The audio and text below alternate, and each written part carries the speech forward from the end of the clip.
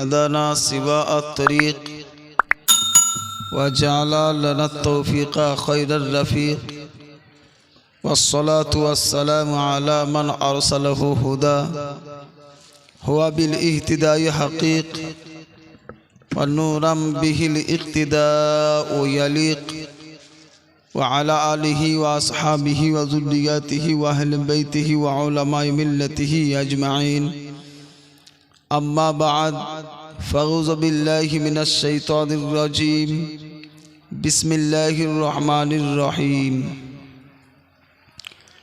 لقد كان لكم في رسول الله أسوة حسنة صدق الله المولانا العظيم وصدق رسوله النبي الأمين المتين المبين الكريم ونحن على ذلك لمن الشاهدين والشاكرين والحمد لله رب العالمين إن الله وملائكته يصلون على النبي يا أيها الذين آمنوا صلوا عليه وسلموا تسليما اللهم صل على سيدنا مولانا محمد وعلى آله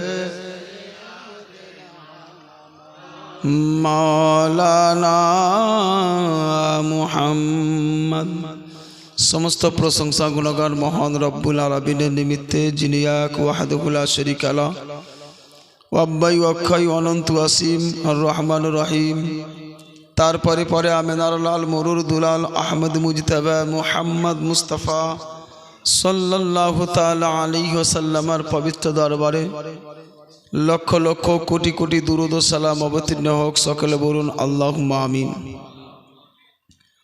परम चरम श्रद्धा भाजन सभापति महाशय तत्सह उलमाए किराम तलबा इजाम वयस्क वयोज्येष्ठ बाबाजी समवयस्क भाईरा छोटो छोटो स्नेहर शिशुरा पर्दार आड़ालेर मा ओ भग्निगण सकल के जानाई सर्वप्रथम अंतरेर अंतस्थल थेके शुभेच्छा अभिनंदन मुबारकबाद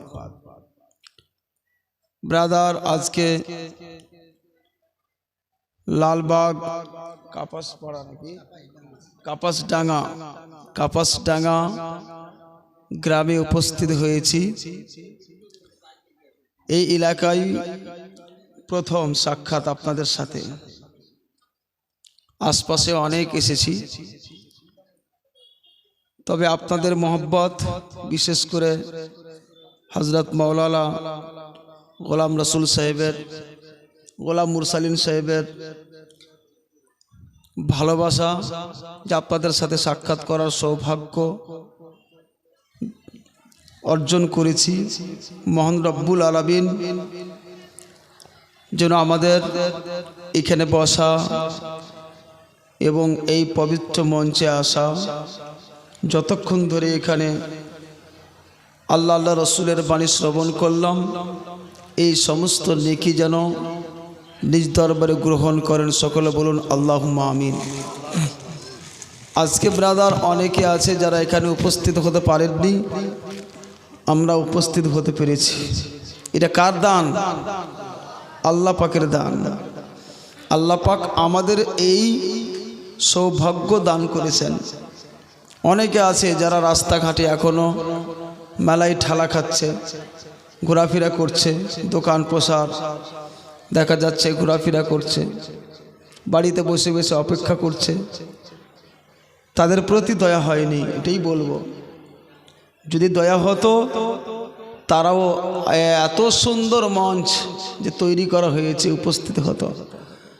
তো যাই হোক আল্লাহ রব্বুল আলামিন যেন সকলকেই সেই ক্ষমতা সেই দয়া দেন যাতে পরিপূর্ণ রূপে এই পবিত্র জলসার বক্তব্য শুনে ইহ জগৎ পরজগৎ দুই জগৎকেই যেন সার্থক করে তোলেন সকলে বলুন আল্লাহুম্মা আমিন ব্রাদার আজকে এই স্টেজ অনুষ্ঠিত হয়েছে আমার জানা মতে কবরস্থান উপলক্ষে তাই না আমার লাইফের প্রথম মনে হচ্ছে আমি 2016 থেকে স্টেজ করি। আমার ধারণাও ছিল না যে আমি বক্তা হব, কিন্তু আল্লাহ রব্বুল আলামিনের দয়া যে আল্লাহ পাক স্টেজে এনেছেন। আজকে এই প্রথম আমি শুনলাম যে কোনো কালেকশন ছাড়া এখানে জলসা হয়। সত্যি না? বাস্তব কথা বলছি। শিলিগুড়ি থেকে নিয়ে কলকাতা পর্যন্ত ঘুরি, আর বেশিরভাগ জলসাতেই প্রধান বক্তা থাকি। প্রত্যেক জায়গায় আমার পূর্বের যে বক্তা হয় কালেকশনের বক্তা হয় প্রত্যেক জায়গায়। আজকের একটা ব্যতিক্রম জায়গা যে এখানে জলসার স্টেজে কালেকশন হয় না, মানুষ নিজে নিজেই দিয়ে যাচ্ছে, আলাদা বিষয়, চাওয়া হয় না। এবং উদ্দেশ্যটা হচ্ছে নেকির উদ্দেশ্য। এটা কি মূল উদ্দেশ্য? কি নেকির উদ্দেশ্য। আমরা জানি বুখারী শরীফের প্রথম হাদিস, মহান রব্বুল আলামিন বলেছেন ইন্নামাল আমালু বিন্নিয়াত, তথা আমল নিয়াতের প্রতি নির্ভরশীল। যতটা আমল করবেন নিয়াত যেভাবে হবে সেই রকমই সেই কর্মের ফলাফল হবে। তো প্রত্যেকটা কর্ম ওই নিয়াতের উপর নির্ভরশীল। এই জন্যই দেখা যায় বিশেষ বিশেষ জায়গায় মাদ্রাসা উন্নতি কল্পে জলসা, মসজিদ উন্নতি কল্পে জলসা, কবরস্থান উন্নতি কল্পে জলসা, ঈদগাহে উন্নতি কল্পে জলসা। এই জন্য ব্রাদার দেখি মসজিদ বিশাল হয় না, মসজিদ বিশাল হয়ে যায়, কারণ নিয়ত সেটাই থাকে যেন আমাদের ইনকাম হয়। মাদ্রাসা বিশাল হয়ে যায়, ঈদগাহ বিশাল হয়, কবরস্থানেও সুব্যবস্থা দেখি খুব সুন্দর, কিন্তু মানুষ হেদায়াত পায় না, শিক্ষা পায় না। বাস্তব এটাই না? দেখা যায় অনেক বড় বড় কি সুন্দর সুন্দর মসজিদ নির্মিত আছে, কিন্তু ওই সমস্ত মসজিদে আপনি যাবেন নামাজি নাই। তো মসজিদের সৌন্দর্য আসল কোনটা? বিল্ডিং তৈরি করা না নামাজি? বাস্তবে নামাজি, এটাই হচ্ছে মসজিদের সৌন্দর্য, কিন্তু বাড়ে না। কি করে হবে? আপনি জলসা করছেন উদ্দেশ্য টাকা, তো টাকাই হচ্ছে আপনার কাছে নামাজি বাড়ে না। টাকাই হচ্ছে আপনার কাছে নবীর শিক্ষা আমাদের কাছে পাওয়া যায় না। এই মূল কারণগুলি হয়ে যাচ্ছে। এই জন্য আমি বলি জলসা করেন, কিন্তু যদিও টাকা উদ্দেশ্য হয় ভিতরে রাখেন, প্রকাশ করিয়েন না, প্রকাশ করিয়েন না। দরকার কি আছে আমাকে মসজিদ উন্নতি কল্পে, উন্নতি কল্পে ভাষাটা লিখতে হবে না, কারণ আপনার যা নিয়ত ভিতরে আছে সেটা প্রকাশ করছেন। আপনি নিয়ত করুন জলসা করাচ্ছি কিছু শিক্ষার জন্য, জলসা করাচ্ছি হেদায়াতের জন্য, হেদায়াতের উদ্দেশ্যে জলসা করাবেন, ওর মাধ্যমে আপনার ইনকামটাও হয়ে যাবে, হবে না? ইনকামটাও হবে, কিন্তু আপনার ভিতরে ভিতর থেকে ওপর পর্যন্ত সব সময় তো টাকা, তো টাকাই হচ্ছে আমাদের কাজ হয় না। কথাটা ভুল বলছি বাবা? একটু ওই দিকে লক্ষ্য করা প্রয়োজন আছে। যাই হোক, সকলে একবার উচ্চ স্বরে ভক্তি ভরে নবী মুহাম্মদুর রাসূলুল্লাহ সাল্লাল্লাহু আলাইহি সাল্লামের পবিত্র দরবারে দুরুদ পাকের নাজরানা পেশ করুন। নিজের বক্তব্য আমি চালু করি। আল্লাহুম্মা সাল্লি আলা সাইয়্যিদিনা মাওলানা মুহাম্মদ ওয়া আলা আলি সাইয়্যিদিনা মাওলানা মুহাম্মদ। মুআজ্জাজ, আজকে এমনিতেই খুব দুঃখিত, কারণ আমার বাবা কয়েকদিন থেকে খুব অসুস্থ। আজকে আমাদের মালদা সদর হাসপাতালে সকালে ভর্তি করে ওনাকে ছেড়ে আমাকে আসতে হয়েছে। শুধু আপনাদের কথা দিয়েছিলাম তাই, নাহলে ইচ্ছা ছিল যে ক্যান্সেল করে দেব। হযরত মাওলানা গোলাম রসুল সাহেবকেও বলেছি যে হযরত না গেলে কি হবে, যেহেতু বাবা অ্যাডমিট আছে হাসপাতালে, থাকার মতো কেউ নাই, একটা ভাই আছে সেও বাইরে, খুব সমস্যার উপরেই আজকে এখানে উপস্থিত হতে পেরেছি। তো যাকগে, তবুও ইনশাল্লাহ যতটা পারি পবিত্র কোরআন হাদিসের আলোকে আপনাদের কিছু দিয়ে যাব। তবে সকলে মিলে একটু দিল খুলে দোয়া করবেন যেন আমার আব্বাজানকে আল্লাহ রব্বুল আলামিন দীর্ঘায়ু করেন। সকলে বলুন আল্লাহুম্মা আমিন। ইনশাল্লাহ শেষে দোয়া হবে। আমি যেহেতু কথা দিয়েছিলাম তাই এসেছি। আমার লাইফে এমন কোনো স্টেজ নাই যেখানে কথা দিয়ে যাইনি। কষ্ট হয়েছে তবুও উপস্থিত হয়েছি। একটা প্রোগ্রাম মার খেয়েছে, আমার মা ইন্তেকাল করেছিল কিছুদিন পূর্বে, প্রায় 2.5 মাস হলো। সেই রাতের প্রোগ্রামটা ক্যান্সেল হয়েছে। তো যাক, আশা রাখছি আপনাদের নিকটে যে যতক্ষণ আপনারা থাকবেন আমি বলবো, বা আমি যতক্ষণ বলবো আপনারা থাকবেন তো। টাইম তো খুব বেশি হয়নি, 10:30 বাজে। এমনিতেই আজকাল মানুষ 12টা 1টা পর্যন্ত যাচ্ছে, যাচ্ছে এখানে ওখানে বসে। কে কে চলে যাবেন হাত উঠান তো। দেখেন, আপনারা কিন্তু ওয়াদা করলেন যে যাব না, তাই না? আমি যেমন ওয়াদা করেছিলাম এসেছি, আপনারাও ওয়াদা করছেন থাকবেন আশা করি ইনশাআল্লাহ। আমি আপনাদের সম্মুখে মহান রব্বুল আলামিনের মহাগ্রন্থ যার নাম আল কুরআন, এই পবিত্র কোরআন থেকে একটি আয়াতের প্রথম অংশ তিলাওয়াত করেছি। যে আয়াতটির নম্বর হচ্ছে 21 নম্বর। সূরার নাম হচ্ছে সূরাতুল আহজাব। সূরা আহজাবের 21 নম্বর আয়াতের কিছু অংশ তেলাওয়াত করেছি। মহান রব্বুল আলামিন বলেন, লাকাদ কানা লাকুম ফি রাসূলিল্লাহি উসওয়াতুন হাসানাহ। নিঃসন্দেহে তোমাদের জন্য রাসূল সাল্লাল্লাহু আলাইহি ওয়াসাল্লামের জীবনে অতি উত্তম নমুনা রয়েছে, অতি উত্তম নমুনা রয়েছে।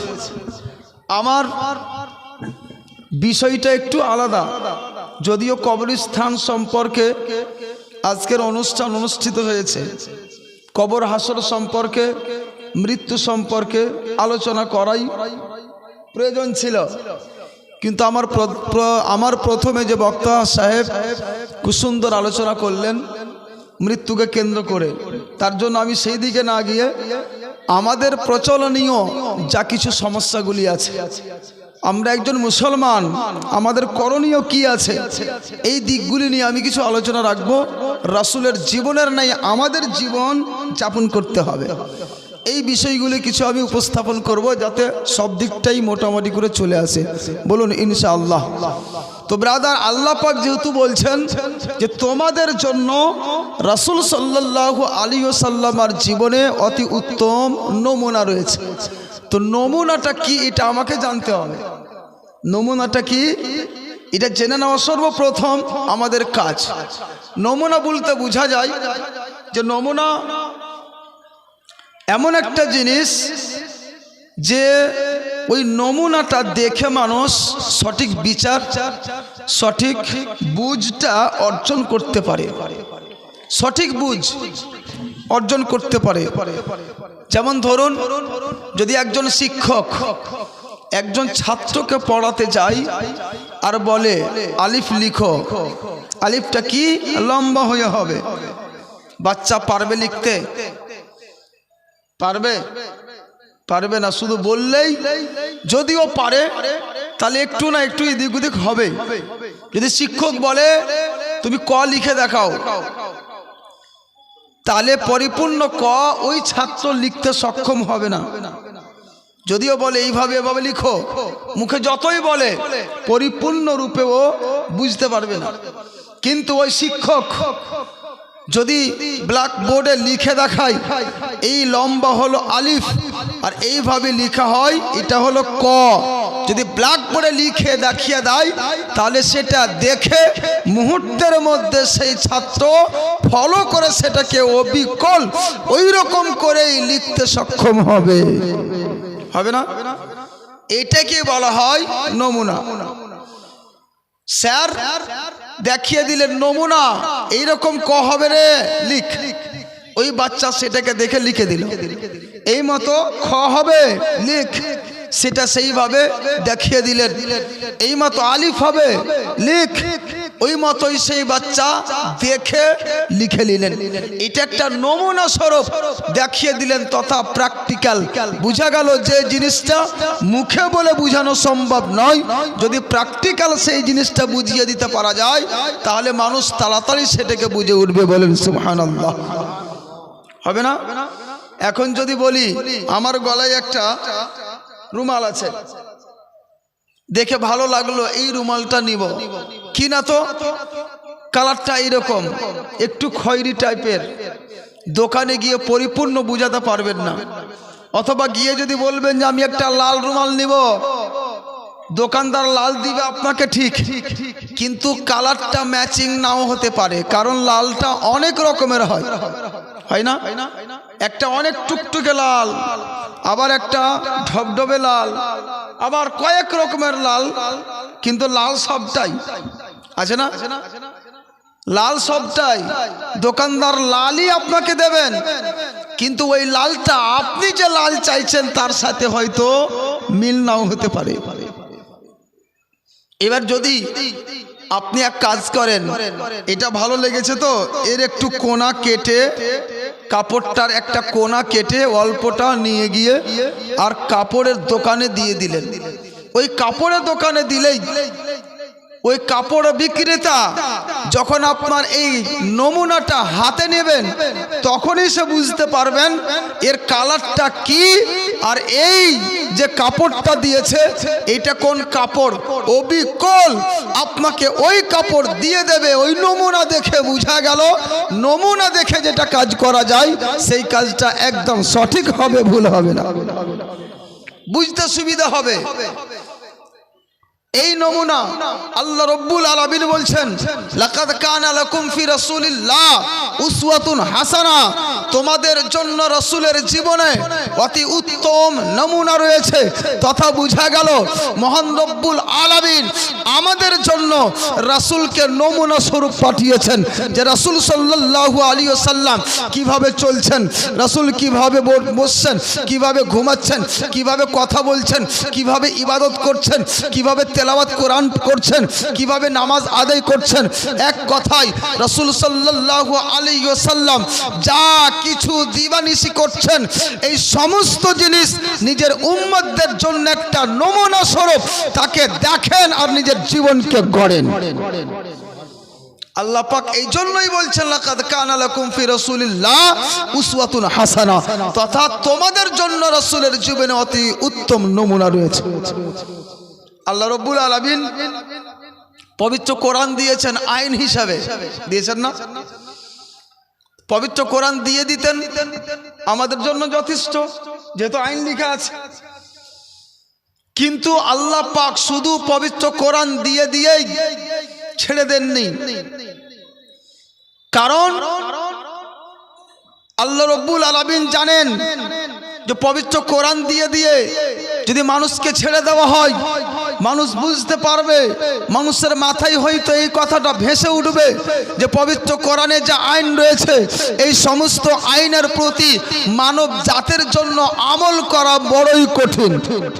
ভাবতে পারে এত কঠিন আমল করা যায়। এই জন্যই মহান রব্বুল আলামিন এই পবিত্র কোরআনের প্রতি আমল করার জন্য, পবিত্র কোরআন যে একটা শর্ট কিতাব, এই পবিত্র কিতাবকে প্রচার আর ভালোভাবে ব্যাখ্যা করে দেওয়ার জন্য তার সাথে সাথে আল্লাহ পাক রাসূলুল্লাহকে পাঠালেন, যে রাসূল পবিত্র কোরআনের এক একটা আইনের প্রতি আমল করে দেখিয়ে দিয়েছেন এই বান্দাদেরকে পবিত্র কোরআনে যা কিছু আইন রয়েছে এই সমস্ত আইনের উপর আমল করা সহজ কঠিন নয়, সহজ কঠিন নয়। মা আয়েশা রাদিয়াল্লাহু তাআলা আনহাকে জিজ্ঞাসা করা হয়েছিল যে হুজুরের আদর্শটা কি?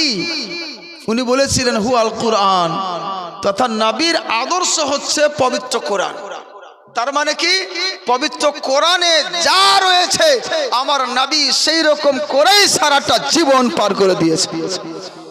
এটাই তো। তাহলে পবিত্র কোরআন একদিকে ব্যাখ্যা করছেন, অপরদিকে তার উপর আমল করে উম্মতদেরকে মেসেজ দিয়ে দিয়েছেন যে আমি যেইভাবে চলছি সেইভাবে চলো। এই কথাই আল্লাহ পাক পবিত্র কোরআনে বলছেন, তোমাদের জন্য রাসূলের জীবনে অতি উত্তম নমুনা রয়েছে।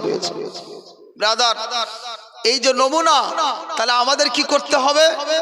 চলাতে ফিরাতে, উঠাতে বসাতে, কথা বলা, সমস্ত কাজে রাসূল সাল্লাল্লাহু আলাইহি ওয়াসাল্লামকে আয়না বানিয়ে নিতে হবে।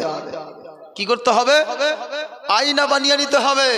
আপনি কথা বলছেন, জানেন না ওই কথাটা নবী কিভাবে বলতেন, আপনি পথ অতিক্রম করছেন, জানছেন না, ওই পথ অতিক্রম করার নিয়মটা রাসূলের জীবন থেকে শিখে নিতে হবে। কোন কাজকর্ম করছেন, ওই কাজকর্মটা আল্লাহর রাসূল কিভাবে করেছেন ওটা আপনাকে জেনে নিতে হবে। যতক্ষণ পর্যন্ত রাসূলের জীবনের যা কিছু সুন্নত নিজের জীবনকে সেই রকম করে না গড়ে তুলতে পেরেছেন, একজন সাচ্চা পাক্কা আশিকে রাসূল বলে আপনি দাবি করতে পারেন না। পারেন কি?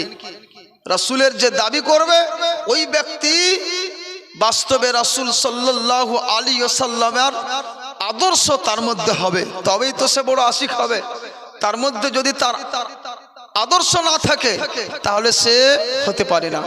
তো ব্রাদার, আল্লাহ রাসূল সাল্লাল্লাহু আলাইহি ওয়াসাল্লামকে আল্লাহ পাক আমাদের জন্য নমুনা স্বরূপ পাঠিয়েছেন। তাকে দেখে আমাদের শিখতে হবে, তার জীবন পড়ে আমাদের শিখে নিতে হবে কি করে আমরা জীবন যাপন করব। মুআজ্জাজ কিন্তু আমরা সেই রকম পারি না। আমরা বলতে পারি, করতে পারি না। আমরা বলতে পারি, করতে পারি না। বলাটা খুব সহজ, কিন্তু তার উপর আমল করাটা বড়ই কঠিন। যে কোনো জিনিস বলে দেওয়াটা খুব সহজ। বলে দিলাম, ভাই তোমার প্রতি যদি কেউ অত্যাচার করে তুমি তাকে ক্ষমা করে দাও, বলতে পারি, কিন্তু তার উপর আমল করা খুব কঠিন। আমাদের অবস্থাটা এইরকম, যদি আপনাকে কেউ একটা গালি দেয় তো আপনি সেই জায়গায় 10টা গালি তাকে দেবেন। আমাদের অবস্থা তো এই যে যদি কোনো একটি ব্যক্তি আপনাকে একটা ছোট কাকড় মারে তো আপনি তাকে কতল করে দেওয়ার জন্য, হত্যা করে দেওয়ার জন্য উঠে পড়ে লাগে। আমাদের অবস্থা এই, কেউ যদি একটা চামাটা মেরে দেয় আপনাকে, তাহলে আপনি তার পিছনে এমন ভাবে ছুটে যান যে তাকে একদম ধ্বংস করে দেবেন। আমাদের মিজাজ হচ্ছে এই, মানে বদলা ছাড়া কোনো উপায় নেই। কিন্তু উচিত ছিল রাসূল সাল্লাল্লাহু আলাইহি সাল্লামের জীবন থেকে শিক্ষা নেওয়া। আপনাকে কেউ গালি দিয়েছে আপনি তাকে ক্ষমা করে দেন। আপনাকে কেউ পাথর মেরেছে আপনি তার প্রতি ফুল বর্ষণ করে দেন। আপনার কোনো জিনিস, কোনো সম্পদ কেউ ছিনে নিয়েছেন আপনি তাকে ক্ষমা করে দেন। আপনার ছেলেকে কেউ মেরে দিয়েছে আপনি তা সহ্য করে নেন। কিন্তু মুআজ্জাজ আমরা সেইগুলো কাজ করতে পারি না। এই জন্য বলি যে বলাটা খুব সহজ, করাটা খুব কঠিন। এখন দেখুন, কেউ যদি বলে গরিবের প্রতি দয়া করো, সাহায্য করো, কথাটা খুব ছোট, কিন্তু ব্রাদার বলতেও পারেন, তার উপর আমল করা খুব কঠিন। আপনি সুন্দর একটা জ্যাকেট পরে আছেন একদম ঠান্ডার সময়, আর একটা গরিব মিসকিন যার কেউ নেই, এইরকম একটা বাচ্চা আপনার সামনে এসে খালি গায়ে বলছে আমি ঠান্ডায় জর্জরিত। আল্লাহ পাক আপনাকে দিয়েছেন, এই ক্ষমতা আপনার আছে, আপনার গায়ের পোশাকটা আমাকে দিয়ে দেন। আপনি দিতে পারবেন? দেওয়া যাবে? একদম কঠিন হয়ে উঠবে। হয়তো দু চার চামাটা তাকে লাগাবেন, অথবা 2-4টা মোটা আকারে কথা বলে তাকে দূর করে দেবেন। দেওয়াটা খুব সহজ হবে না, কিন্তু বলাটা খুব সহজ। ব্রাদার, বোঝা গেল যে এই সমস্ত কাজগুলি বলা যতটা সহজ, সেই কাজের প্রতি আমল করাটা ততটা সহজ নয়। কিন্তু মুআজ্জাজ আল্লাহ রাসূল সাল্লাল্লাহু আলাইহি ওয়াসাল্লাম নিজের জীবনটা ছোট থেকে নিয়ে ইহকাল ত্যাগ করা পর্যন্ত যদি আপনি আলোচনা পর্যালোচনা করে দেখেন, যদি আপনি সেটা স্টাডি করেন, তাহলে দেখবেন আল্লাহ রাসূল সাল্লাল্লাহু আলাইহি সাল্লামের প্রতি বড় বড় মুসিবত এসেছে। নবীর খাবার বন্ধ করে দেওয়া হয়েছে, ধরে নিয়ে গলাতে গামছা দিয়ে মেরে ফেলে দেওয়ার চেষ্টা করা হয়েছে, রাস্তাতে কুয়া খনন করে দেওয়া হয়েছে, ইহ জগৎ থেকে তাকে উঠিয়ে দেওয়ার প্রচেষ্টা করা হয়েছে। কিন্তু তা সত্ত্বেও দেখা গিয়েছে আমার আপনার নবী সাল্লাল্লাহু আলাইহি ওয়াসাল্লাম এমন করে তার নমুনা পেশ করে দিয়েছেন, কাল কিয়ামত পর্যন্ত, আজ পর্যন্ত হয়নি, কাল কিয়ামত পর্যন্ত দ্বিতীয় এইরকম আদর্শবান লোক খুঁজে পাবেন না। এই জন্যই আল্লাহ পাক বলে দিয়েছেন আমাদেরকে, লাকাদ কানা লাকুম ফি রাসূলিল্লাহ উসওয়াতুন হাসানা, তোমাদের জন্য রাসূলের জীবনে অতি উত্তম নমুনা রয়েছে। আল্লাহ রাসূল এই সমস্ত কাজ করে দেখিয়েছেন, যেটা আমরা করতে পারি না, যার প্রতি আমরা সক্ষম নই, সেই রকম কাজগুলি আল্লাহ রাসূল করে দেখিয়েছেন। আপনারা সকলেই হয়তো শুনেছেন, জীবনের মাধ্যমে নবীর জীবন কাহিনী খুব হয়, 2 রাত 4 রাত 3 রাত 5 রাত 7 রাত জীবনী হয়।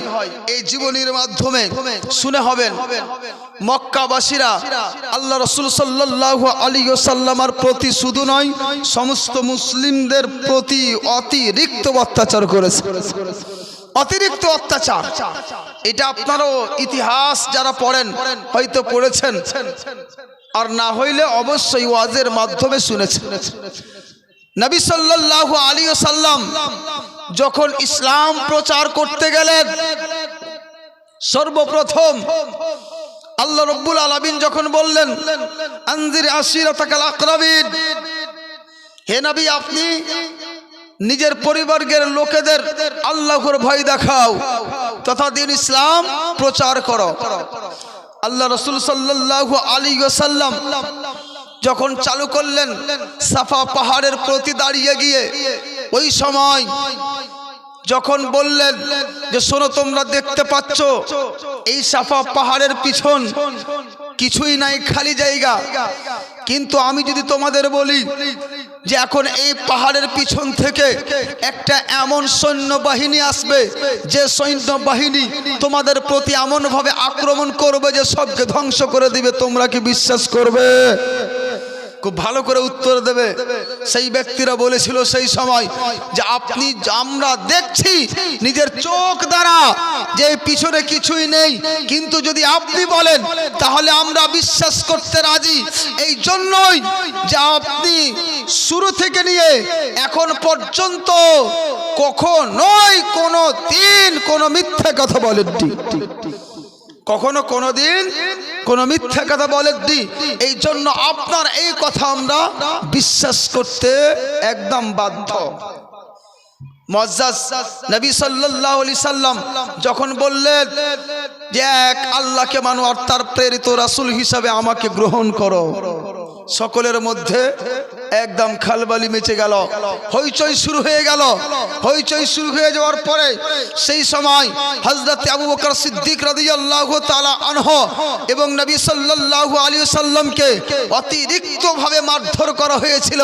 তা সত্ত্বেও আল্লাহ রাসূল সাল্লাল্লাহু আলাইহি সাল্লাম তাদের প্রতি বদদুয়া করেননি, বলেন সুবহানাল্লাহ। আল্লাহ রাসূল তাদের প্রতি বদদুয়া করেননি। এখানে একটা জিনিস দৃষ্টিগোচর করার প্রয়োজন আছে। আচ্ছা বলেন তো, আমাদের নবী 40 বছরে নবী হয়েছিলেন না 40 বছরের নবুয়তটা প্রকাশ করেছিলেন? হ্যাঁ, জানা আছে? নবী সাল্লাল্লাহু আলাইহি সাল্লাম 40 বছরে নবুয়ত পেয়েছিলেন না নবুয়ত প্রকাশ করেছিলেন? দুটা কিন্তু আলাদা। 40 বছরে নবুয়ত প্রকাশ করেছিলেন, তার মানে আগে থেকেই নবী ছিলেন। আমি এখানে ছিলাম, তারপরে না এখানে আসলাম। আমি তো এখানে 7:30 চলে এসেছি, সরাসরি স্টেজে আসলাম তা নয়। তো নবী সাল্লাল্লাহু আলাইহি সাল্লামকে আল্লাহ পাক নবী বানিয়েই সৃষ্টি করেছেন, বলেন সুবহানাল্লাহ। কারণ তিরমিজি শরীফের হাদিসে আল্লাহ রাসূল সাল্লাল্লাহু আলাইহি সাল্লাম বলেন, কুনতু নাবিয়্যান ওয়া আদামু বাইনাল মাই ওয়াত তিন, আমি সেই সময় নবী ছিলাম যেই সময় আদম আলাইহিস সালামের খামির তৈরি হয়নি। তথা তিনি যখন জল এবং মাটির মধ্যে ছিলেন, মানে হযরত আদম আলাইহিস সালামের পুতুলও তৈরি হয়নি সেই সময়, আমি সেই সময় নবী ছিলাম। বুঝা গেল মুআজ্জাজ, সারা পৃথিবীতে মানব আসার আগেই যখন আল্লাহ রব্বুল আলামিন এই পৃথিবীকে সৃষ্টি করব ভাবলেন, সর্বপ্রথমে আল্লাহ পাক নিজের নূর থেকে আল্লাহ রাসূল সাল্লাল্লাহু আলাইহি সাল্লামকে তৈরি করেছিলেন। সেই সময় থেকেই নবী ছিলেন। নবী আমার প্রথম থেকে নবী আর শেষ পর্যন্ত নবী আছেন। একজন বক্তা বাংলাদেশ থেকে এই কথাটা আলোচনা করতে গিয়ে বলছে যে নবী 40 বছর বয়সে নবুয়ত পেয়েছে, নবী হয়েছে। তার মানে তার আগে নবী ছিলেন না। বলুন নাউজুবিল্লাহ। একটা বই হঠাৎ করে কালিয়াচক একটা মুসলিম বুক ডিপো আছে, সেখানে উঠলাম, একটা বই হাতে আসলো। এই বইটাতে দেখলাম এই কথা লেখা আছে কি 40 বছরে নবী নবুয়ত প্রাপ্ত হয়েছে। বলুন নাউজুবিল্লাহ। এই জন্য বলি বই পুঁথি পড়েন, কিন্তু বড় হিসাব করে। লেখক দেখে বই পড়বেন, লেখক সুন্নি আছে কি নেই। যদি সুন্নি না থাকে তাহলে মাঝে মাঝে এমন একটা কথা ভরে দেবে যে আপনার ঈমান চলে যাবে, আপনি জানতেও পারবেন না, আপনি বুঝতেও পারবেন না। এই যে কথাটা বলছে 40 বছরে নবুয়ত পেয়েছেন, এই আকীদা বিশ্বাস যদি আপনার হয়ে যায়, আর ওই বই পড়লে তো হবেই, সমস্যা আছে না? এই জন্য খুব হিসাব করে বই পড়তে হবে। দেখবেন লেখককে, যদি সুন্নি সহিহুল আকীদা লেখক হয় তাহলে ঠিক আছে, আর যদি লেখক অন্য দিকে যায় তাহলে সব শেষ। হিসাব করে এই জন্য আমাদেরকে পড়তে হবে, দেখতে হবে। তো ব্রাদার, রাসূল সাল্লাল্লাহু আলাইহি সাল্লামকে 40 বছর বয়সে নবুয়তটা প্রকাশ করার কথা বললেন, ব্যাপারটা কি? প্রথমেই তো বলতে পারতেন, কিন্তু আল্লাহ রব্বুল আলামিন প্রথমত বলেননি। এই জায়গায় বড় একটা কিন্তু আছে। নবী সাল্লাল্লাহু আলাইহি ওয়াসাল্লামকে প্রথম থেকে এই জন্যই বলতে বলেননি যে জন্মের পর থেকে নিয়ে আল্লাহ রাসূল সাল্লাল্লাহু আলাইহি ওয়াসাল্লাম এমন ব্যবহার করেছেন, তার সততা দেখিয়েছেন, মানুষের জন্য উনার প্রতি একটা আস্থা হয়ে যায়। যদি আস্থা হয় তাহলে মানুষকে যেটা বলা যাবে সেটাই ওই ব্যক্তিরা তখন গ্রহণ করবে। বলেন সুবহানাল্লাহ। এই জন্যই তো আল্লাহ রাসূল সাল্লাল্লাহু আলাইহি সাল্লামকে আল্লাহ পাক 40 বছর বয়সে নবুয়তটা প্রকাশ করার অর্ডার দিলেন, তার আগে দেননি। তার আগে দেননি। এই জন্যই দেননি যে নিজের ব্যবহার করে, চলাফেরা করে, উঠা বসা করে, কথাবার্তা বলে মানুষের কাছে যেন তাদের বিশ্বাসটা আপ্যায়ন করতে পারে, বিশ্বাসটা যেন নিতে পারেন। এই বিশ্বাসের কারণে 40 বছর ধরে আমার নবীকে আল্লাহ পাক তৈরি করালেন যাতে মানুষের বিশ্বাস হয়। তারপরে আল্লাহ পাক 40 বছর বয়সে বলে দিলেন ইসলাম প্রচার করো। আগে বললেন না। আজকেও মুআজ্জাজ, যদি আপনি একটা মিথ্যা কথা বলেন আর যদি ধরা পড়ে যায়, মানুষের কাছে আপনার বিশ্বাস থাকবে না। আর যদি জীবনে মিথ্যা কথা না বলেন তাহলে অবশ্যই আপনার প্রতি মানুষের একটা আস্থা থাকবে, একটা বিশ্বাস থাকবে যে না, লোকটা ভালো, কখনো মিথ্যা কথা বলে না, একদম সৎ পরায়ণ, তাহলে আপনার লাভ হবে। আল্লাহ রাসূল সাল্লাল্লাহু আলাইহি সাল্লামকে আল্লাহ পাক এই জন্যই 40 বছর বয়সে নবুয়তটা প্রকাশ করার কথা বলেছিলেন। মুআজ্জাজ, এই মক্কাবাসীরা আল্লাহ রাসূল সাল্লাল্লাহু আলাইহি ওয়াসাল্লামের প্রতি এমন করে অত্যাচার করেছিল যাতে মক্কা শহর ত্যাগ করে আল্লাহর রাসূলকে মদিনা শহর আসতে হয়েছিল। দেখেন তাদের এত কষ্ট আল্লাহ রাসূল সাল্লাল্লাহু আলাইহি সাল্লামের প্রতি, এবং যারা ইসলাম গ্রহণ করেছিলেন এই সমস্ত ব্যক্তিদের প্রতি এমন অত্যাচার করলো যে অত্যাচারের কারণে ওই মক্কা শহরকে ত্যাগ করে দিয়ে শিয়াবে বানি আবি তালিবে যে সেখানে ওনারা আশ্রয় নিয়েছিলেন, তথা দুই দিকে পাহাড়, এই পাহাড়ের মধ্যস্থলে ওনারা সেখানে বসবাস করেছিলেন। একদিন দুই দিন নয়, 3 বছর ধরে 3 বছর সময় সেখানে কাটিয়েছিলেন। কেন? এনারা ইসলাম গ্রহণ করে নিয়েছেন, এই জন্য এদেরকে নিজের এলাকা থেকে বাইরে করে দেওয়া হলো। এলাকা থেকে বাইরে করে দেওয়া হলো। ব্যাপারটা কি হলো? এক কথায় আমাদের পূর্বপুরুষ এই মূর্তি পূজা করে এসছে, আমাদের মাবুদ হচ্ছে মূর্তি, এই মূর্তির পূজা তোমাদেরও করতে হবে। তোমরা আমাদের ধর্মকে ছেড়ে নতুন ধর্ম একটা তৈরি করেছো, এই জন্য সকল মিলে তাদেরকে মক্কা শহর থেকে বের করে দিয়েছে। বের করে দেওয়ার পরে কিন্তু আবু তালিব তাদের পিছন ছাড়েনি। সাইড থেকে যে ব্যক্তিরা খাবার পৌঁছাতেন ওই ব্যক্তিদের পিছনেও পাহারা লাগিয়ে দেওয়া হলো। শেষ পর্যন্ত জল পর্যন্ত বন্ধ করে দেওয়া হলো, খাবার বন্ধ করে দেওয়া হলো। কোনো দিক থেকেই চতুর্দিকে পাহারা লাগিয়ে দিয়ে কোনো দিক থেকেই কোনো রকমের খাদ্যদ্রব্য তাদের কাছ পর্যন্ত পৌঁছছিল না। এইরকম অনাহারে গাছের পাতা খেয়ে, গাছের ফল খেয়ে এবং গাছের শুকনো পাতা খেয়ে খেয়ে একদিন দুই দিন নয়, এই মুসলিম সমাজ সেই সময় 3টি বছর কাটিয়ে দিয়েছে সেই রকম করে, তবে ইসলাম বেঁচেছে। আজকে তো আমরা ভাবছি ইসলাম খুব সহজে আমরা পেয়েছি। বাবা, ইসলাম সহজে নয়, ইসলাম আমরা সহজে পাইনি। এই 3টি বছর কাটিয়েছে, আর 3 বছরের মধ্যে তাদের কাছে খাদ্যদ্রব্য কিছুই পৌঁছছিল না, সব বন্ধ করে দিল। তারপরে সেখান থেকে আবার শহরে ফিরলেন, কিন্তু তারপরেও এত অত্যাচার করতে লাগলো।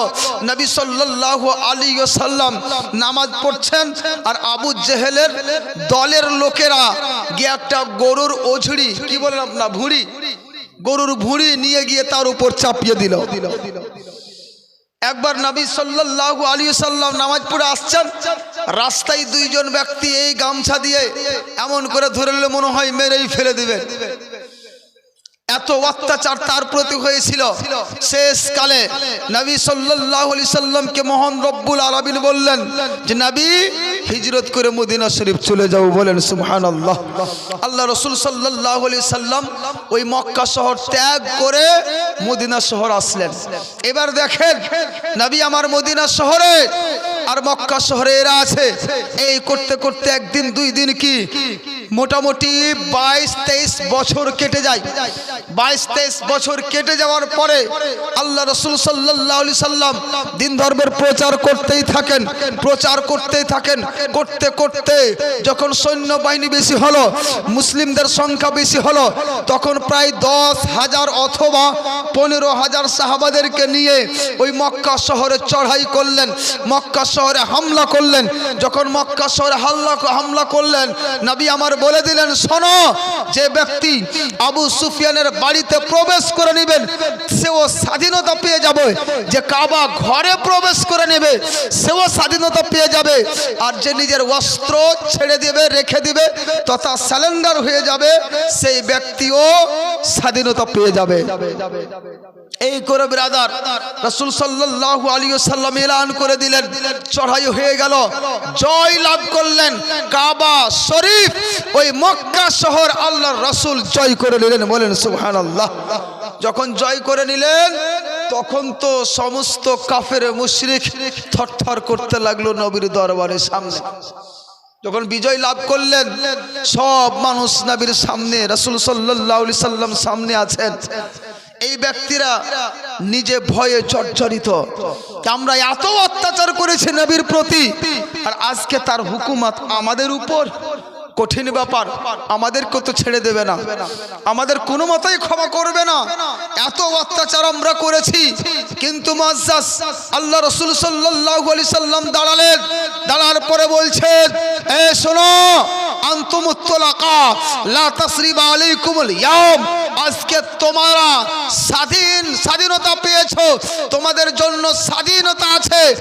আর আজকে তোমাদের প্রতি কোনো রকমের কোনো অত্যাচার করা হবে না, কোনো জুলুম করা হবে না।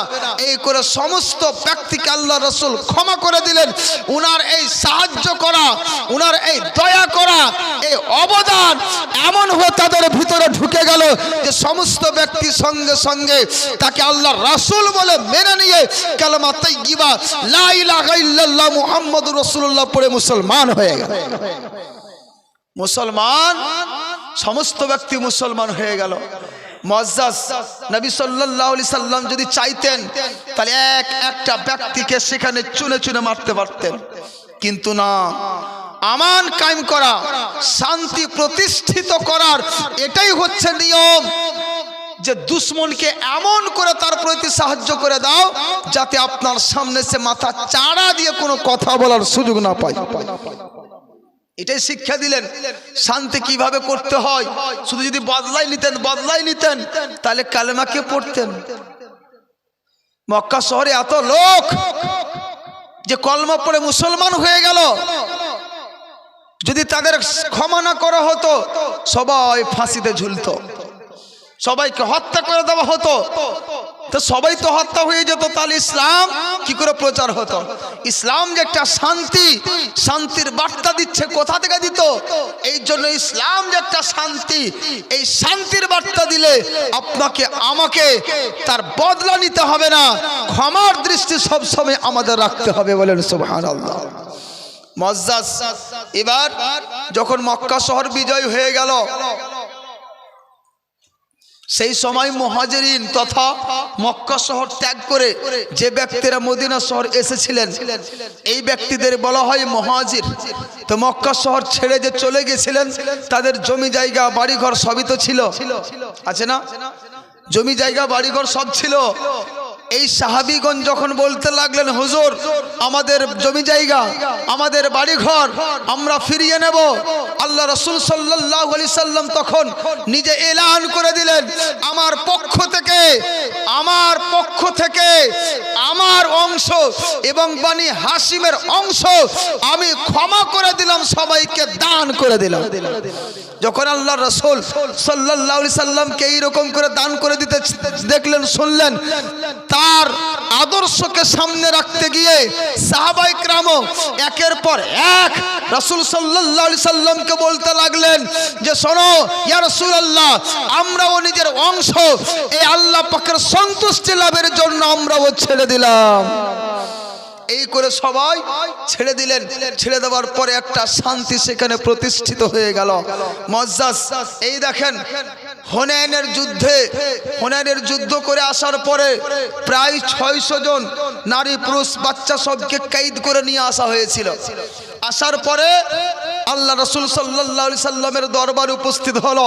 কাফের মুশরিকরা বলল, তোমরা এর বদলা নিয়ে তাদেরকে তোমরা রিহাই করে দাও, ছেড়ে দাও।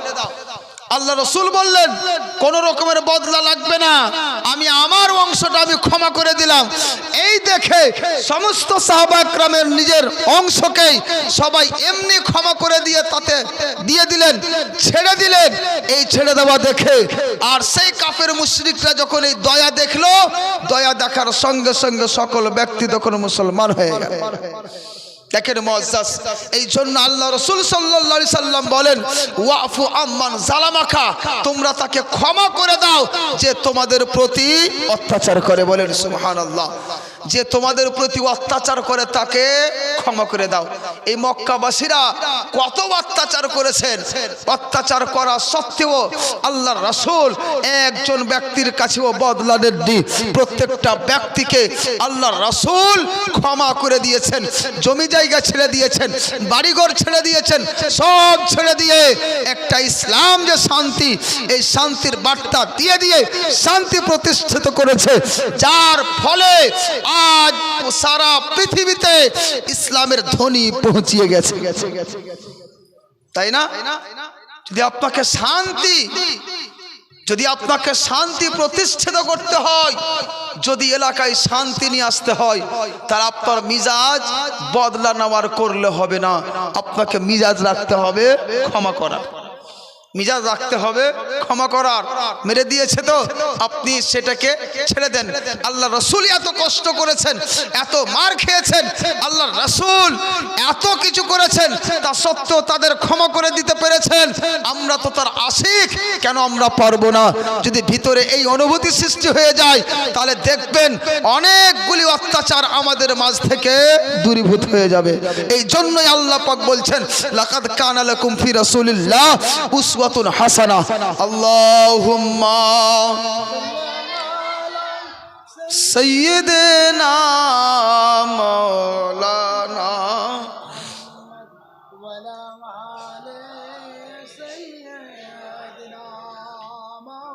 মাওলানা মুহাম্মদ। মাইকটাতে আওয়াজ খিচ্ছে, একটু আরো ফ্রি করো না মাইক্রোফোনটাকে।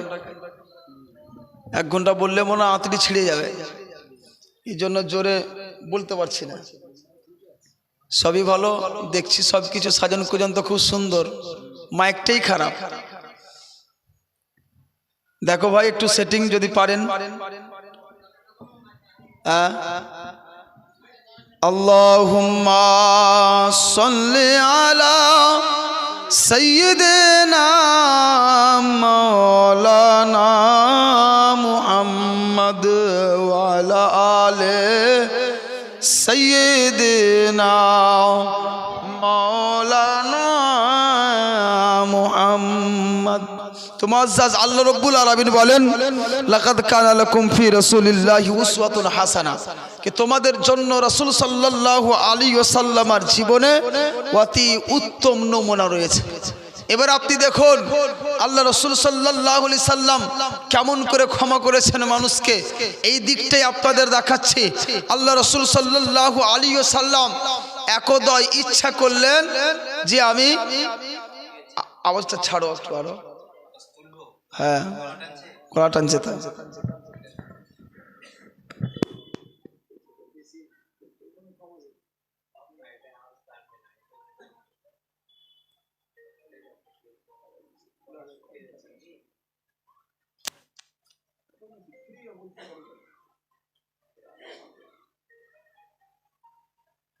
হ্যালো হ্যালো হ্যালো হ্যালো, ওর চাইতে অনেকটা হালকা আছে এটা। আল্লাহুম্মা সাল্লি আলা সাইয়্যিদিনা মাওলানা মুহাম্মদ ওয়া আলা আলি সাইয়্যিদিনা মাওলানা মুহাম্মদ। তো মুআজ্জাজ আল্লাহ রাসূল সাল্লাল্লাহু আলাইহি ওয়াসাল্লাম একদিন ইচ্ছা করে কাবা শরীফের দরবারে গেলেন।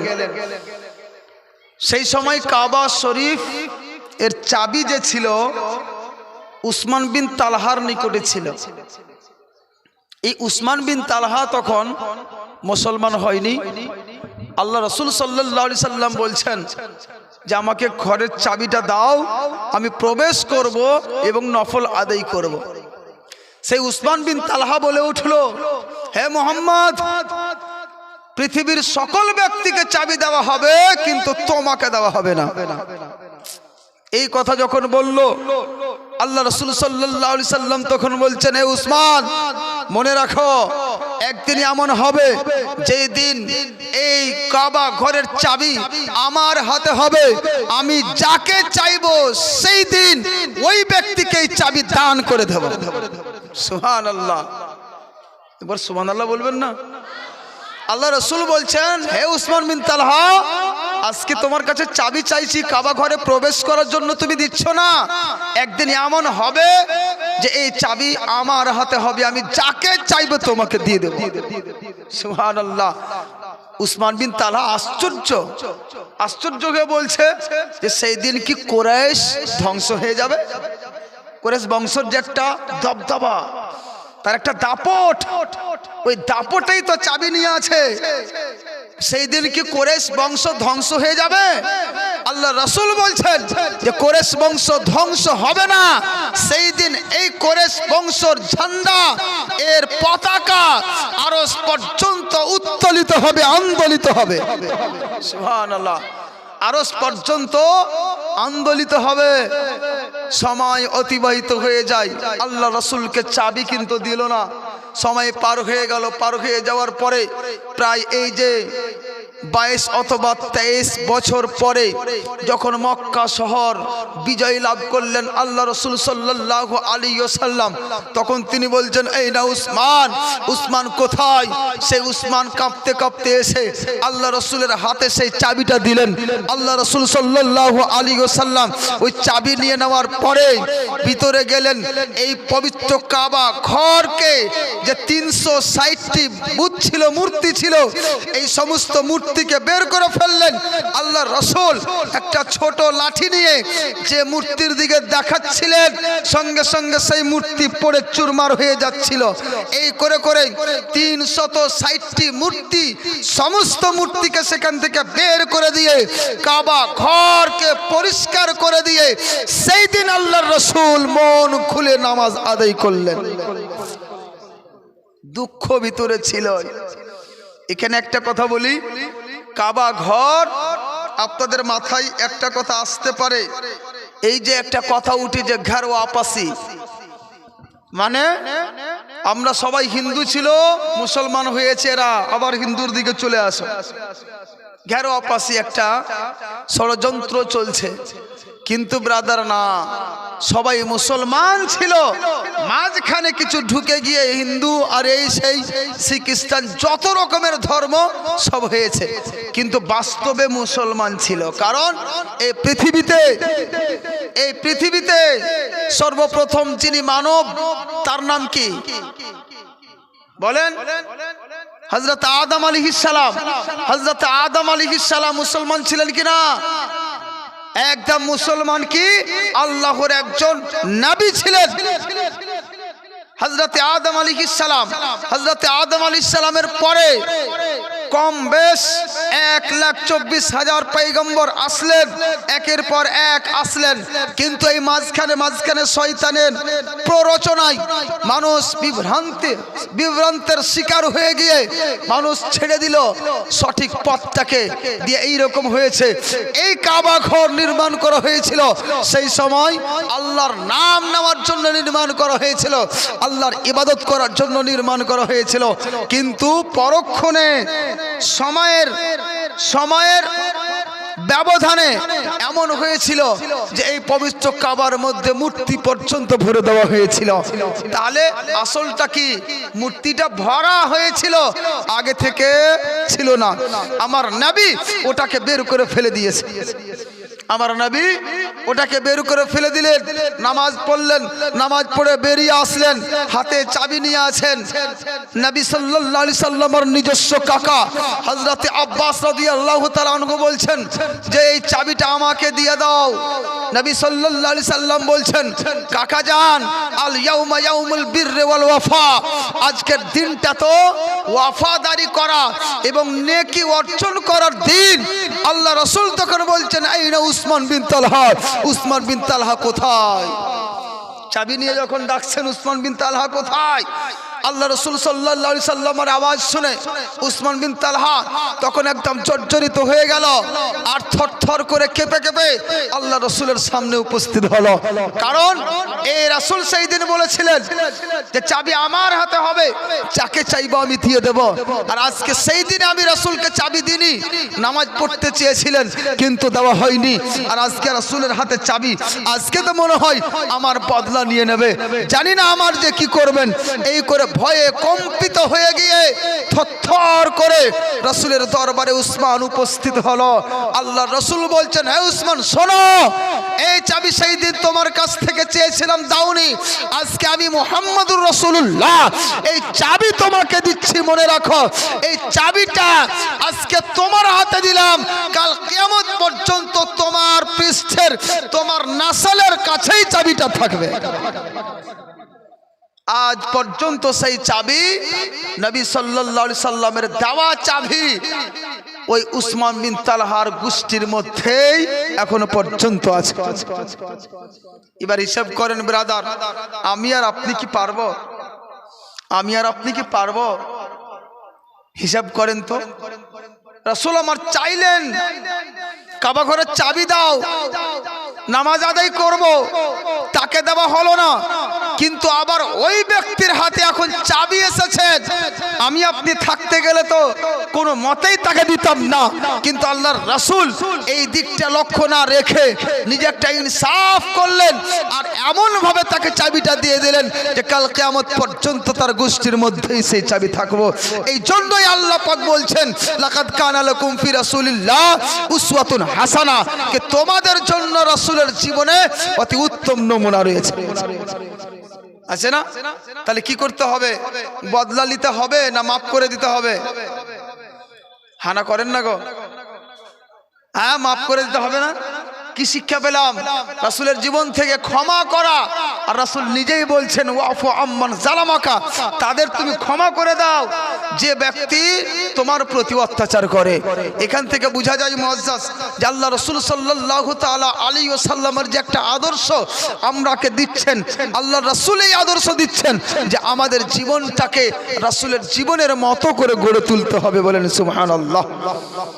আজকে আমাদের মাঝে এমন হয় হয়তো বাচ্চার ঝগড়া নিয়ে থানা, পুলিশ, কোর্ট কাছারি পর্যন্ত পৌঁছিয়ে যায়, হয় না? কি হচ্ছে? একটা বাচ্চা খেলতে গিয়ে অপরের সাথে ঝগড়া হয়ে গেল, মেরে দিল, কাঁদতে কাঁদতে বাড়ি। বাচ্চা গিয়ে মাকে বলছে অমুক মেরে দিল। মা আর বিচার না করে না ভেবেই দৌড় দিয়ে যাচ্ছে, আরে কে মারলো রে?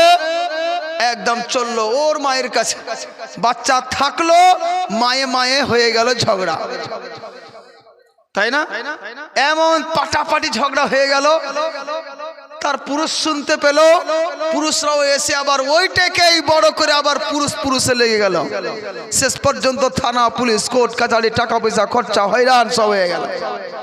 এমন হচ্ছে ব্রাদার। আজকে যদি ওই বাচ্চাটা যেমন এসেছিল ওই সময় যদি বাচ্চাটাকে আদর্শ দেওয়া হতো, যা মেরেছে চুপ কর থাক, কিছু হতো? কিছু হতো কি? কিচ্ছু হতো না। কারণ মা মেরে দিল, চুপ করে থেকে গেল, কিছু হলো না। আবার মারলেই তো ঝগড়া বাড়বে, না মারলে কিছু হবে না।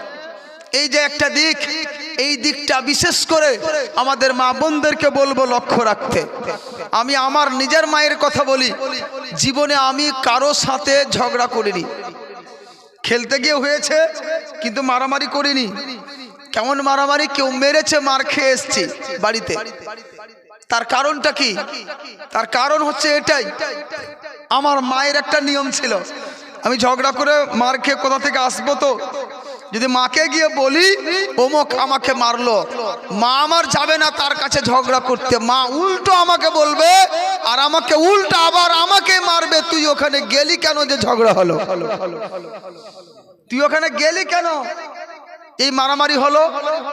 এক তো ওখানে মার খেলাম, আবার মায়ের কাছে মার খাবো, এই ভয়ে মাকে বলতাম না। এই ভয়ে মাকে বলতাম না, মার খেয়েই চলে আসতাম।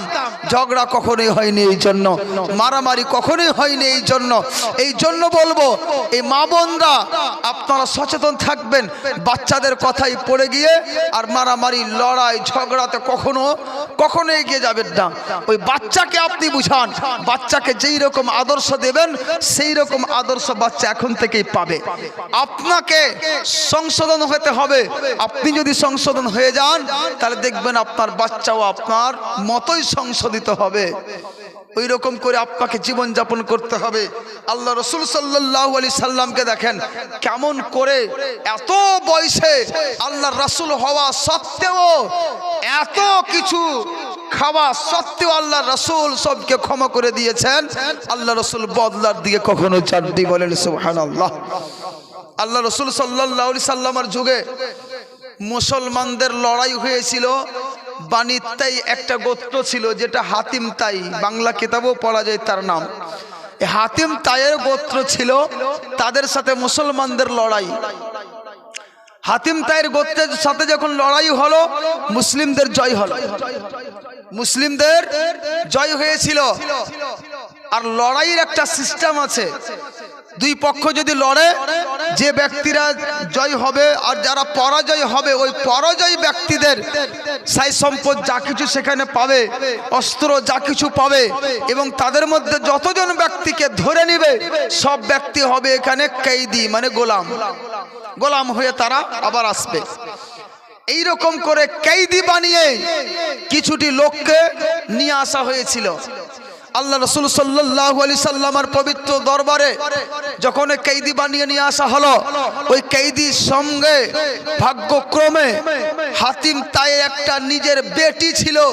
ওই কয়েদিদের মধ্যে রাসূল সাল্লাল্লাহু আলাইহি সাল্লামের সামনে যখন নিয়ে আসা হলো, রাসূল সাল্লাল্লাহু আলাইহি সাল্লাম যখন চোখ উঠাচ্ছেন তো দেখছেন ওই মেয়েটির মাথাতে কোনো পোশাক নাই, মাথায় কোনো কাপড় নাই। আল্লাহ রাসূল সঙ্গে সঙ্গে নিজের চক্ষু মোবারককে নিচে নামিয়ে গিয়ে নিজের চাদর মোবারক তার উপর দিয়ে দিলেন যে মাথাটা ঢেকে নাও। বলেন সুবহানাল্লাহ। কি করলেন? চাদর মোবারক দিয়ে দিলেন, মাথাটা ঢেকে নাও। সঙ্গে সঙ্গে সেই মহিলা নিজের মাথা ঢেকে নিল। ঢেকে নেওয়ার পরে ভাবতে লাগলো, আমরা তো কয়েদি, আমরা তো তার শত্রু। এত শত্রু হওয়া সত্ত্বেও আল্লাহ রাসূল সাল্লাল্লাহু আলাইহি সাল্লাম আমাদের প্রতি সাহায্য করছেন, আমাদের প্রতি দয়া করছেন। এই মতো দয়াশীল ব্যক্তি, এই মতো সাহায্যকারী ব্যক্তি আমি নিজের জীবনে কোথাও কাউকে দেখতে পাইনি। তথা ইনি যে ইসলাম প্রচার করছে, এই বাস্তবে এটা সত্য ধর্ম। এই জন্য সেই মহিলা নিজের সঙ্গীদের সকলকে নিয়ে সেই জায়গায় আল্লাহ রাসূল সাল্লাল্লাহু আলাইহি সাল্লামের হাতে কালেমা পড়ে মুসলমান হয়ে গেলেন। কলমা পড়ে মুসলমান হয়ে গেলেন।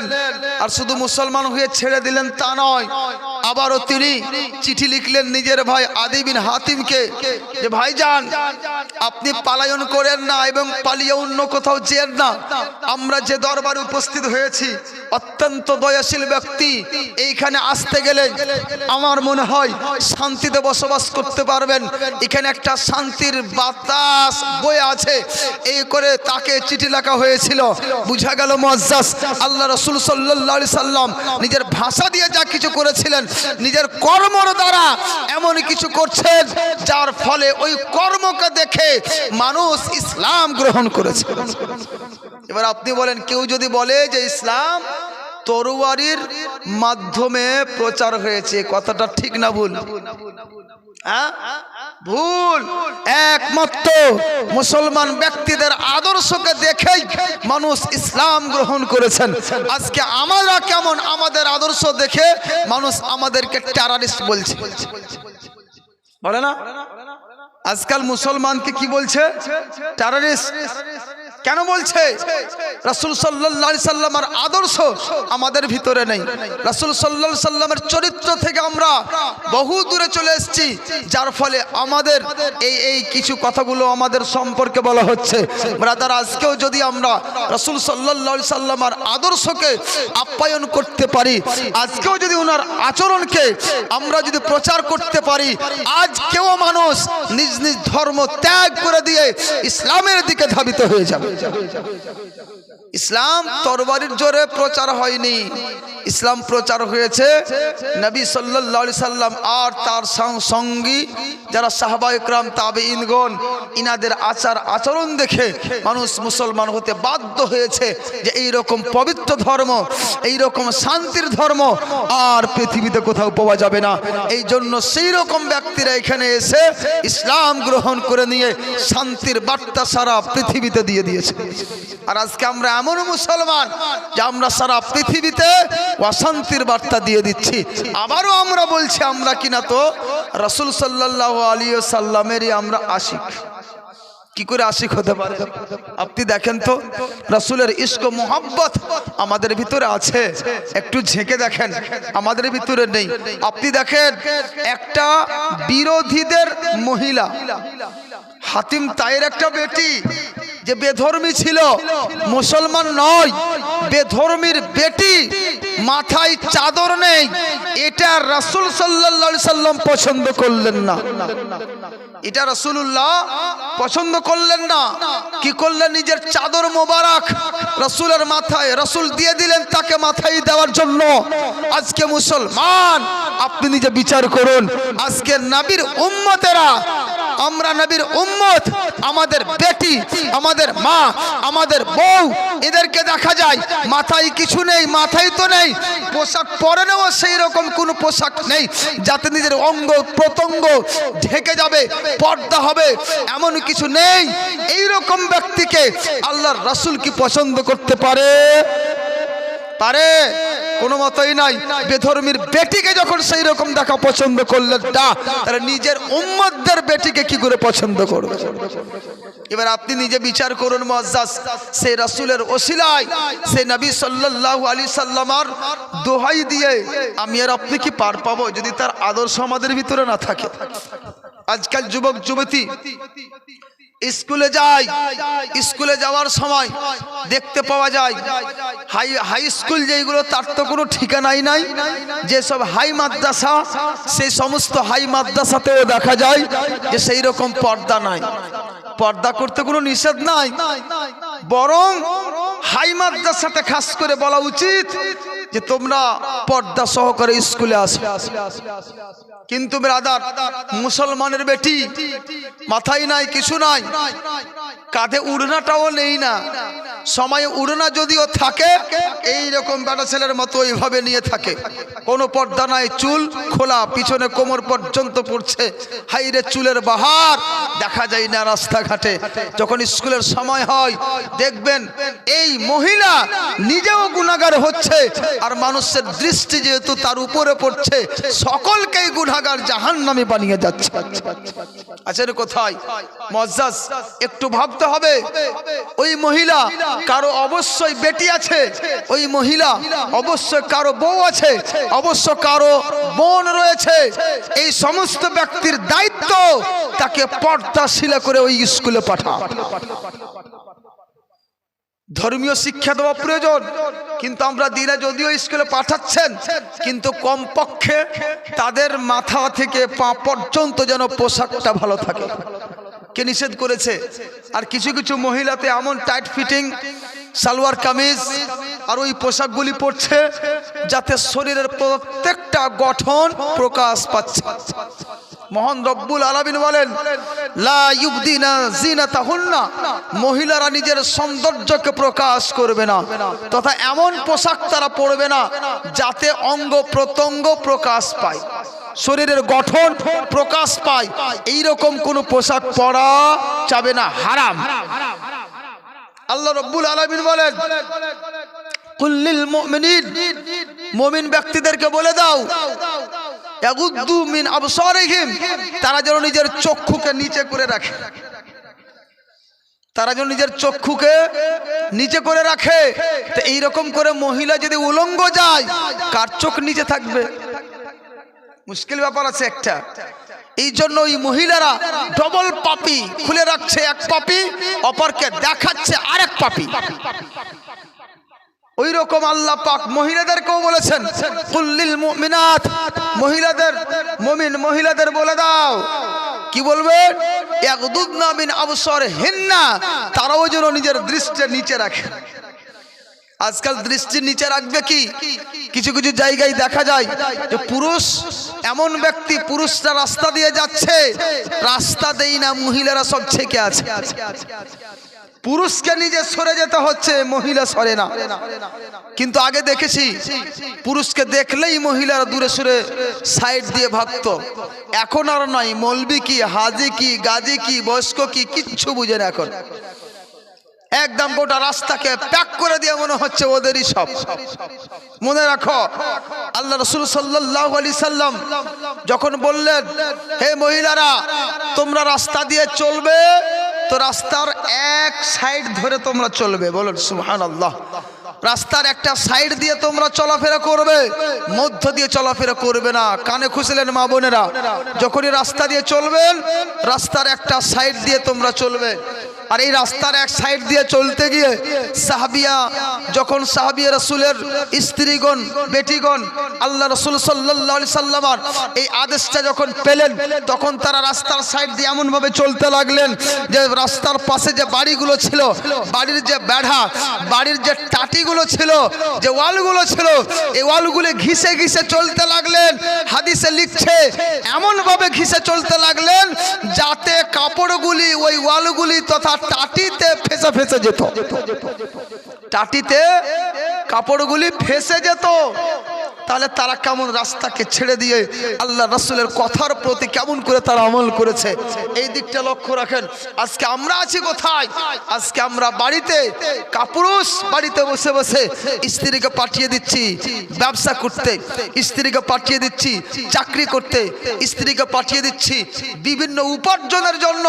খবরদার, যদি উপার্জন করে আপনার খিলানোর শক্তি থাকে আপনি বিবাহ করেন, নচেত আপনার বিবাহ করতে আল্লাহ রাসূল নিষেধ করেছে। বুঝেছেন? আপনি যদি খাওয়াতে পারেন তাহলে বিবাহ করেন, খাবার পোশাক তার যা প্রয়োজনীয়তা আছে।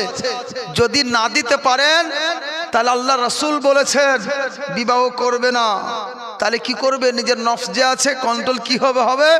আল্লাহ রাসূল বলেন আলাইকুম বিসসাম, রোজা রাখবে, রোজা রাখলে নিজের নফসটা কন্ট্রোল হয়ে যাবে। কিন্তু আছি কোথায় ব্রাদার?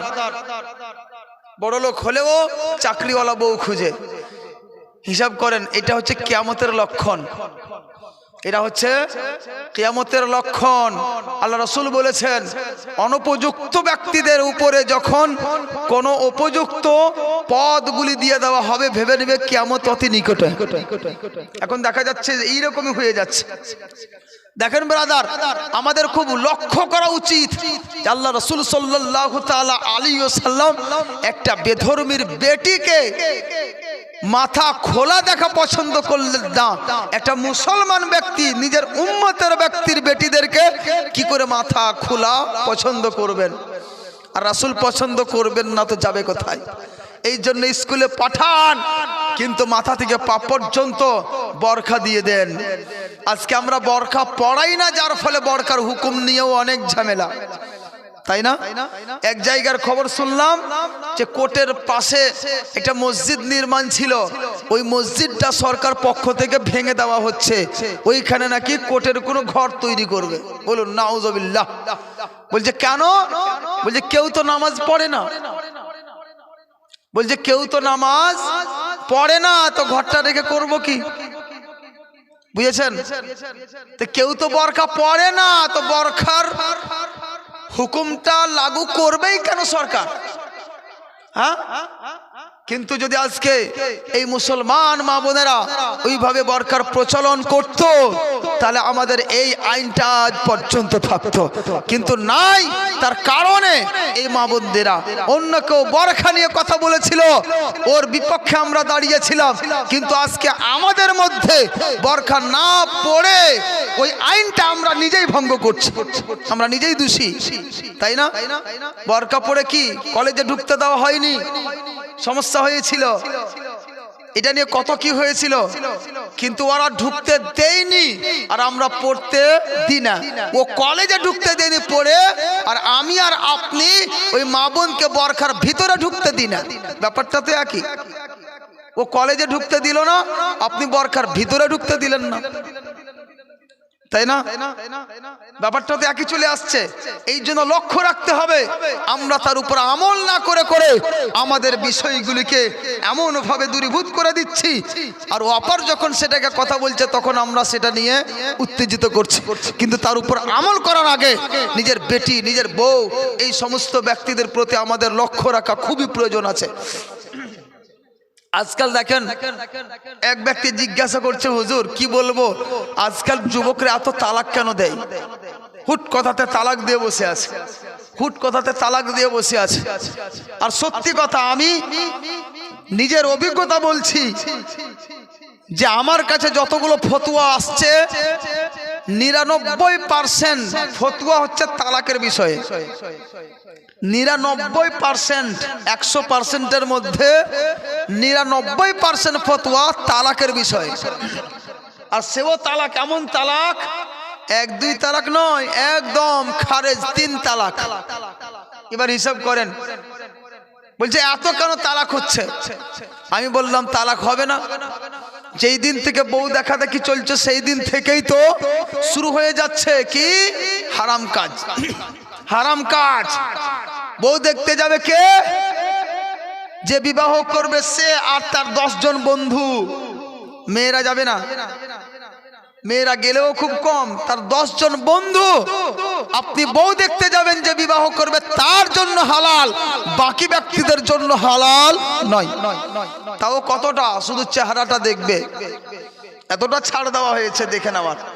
কিন্তু ব্রাদার, আজকে আমরা অন্য অন্য লোকদেরকে নিয়ে গিয়ে বউ দেখাচ্ছি, আর বিয়ের দিন থেকে তো হাইরে ফটো চালু হয়ে গেল মোবাইলে। এই বন্ধুর সাথে ফটো, ওই বন্ধুর সাথে ফটো। আপনাদের এখানে আছে কিনা আমার জানা নাই, কিন্তু যা দেখছি একদম সুন্দর করে এরকম স্টেজ সাজানো হচ্ছে ফটো তোলার জন্য। আর ওই নতুন বউ লজ্জা শরম নেই, বেলজ্জা বেহায়া এই সমস্ত ব্যক্তিদের সামনে দাঁড়িয়ে কে পুরুষ, কে ভাসুর, কে শ্বশুর, কে মডল, কে সর্দার, কে ইমাম, কে হাজি, কে গাজী কিচ্ছু মনে করে না। আর এইরকম করে সেই মহিলাকে দেখা যায় এর কাঁধে হাত রেখে ফটো তুলে বেড়ায়, ওর কাঁধে হাত রেখে ফটো করে বেড়ায়, আবার সেই ফটো উঠিয়ে আবার কত খুশি করে ফেসবুক আর হোয়াটসঅ্যাপে স্ট্যাটাসে লাগিয়ে দেয়। বলুন নাউজুবিল্লাহ। এবার বলুন তো সেই বিবাহে বরকত হবে না জহমত হবে? রহমত হবে না জহমত হবে?